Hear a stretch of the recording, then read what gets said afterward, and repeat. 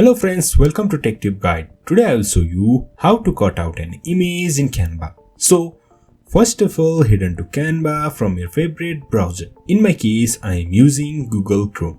I'll choose this blank page. For now, I'll go to Elements and choose one image. Okay, you can see here I have choose one of my images to cut out an image from. Here you can see here is my image of cat. I want to remove this cat from this image. For that, to use crop option, all you need to do is double click on this image and you will see this crop option. If your image is in background, first of all what you need to do is detach that image from background. So here is my image which is not in background. Then double click on this and you can see here crop. You can just simply drag your crop to fit this image which you want to cut.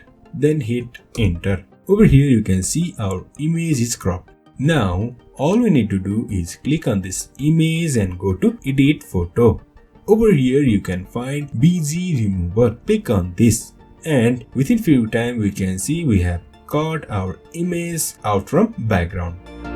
In this way we have cut out an image from a photo in Canva.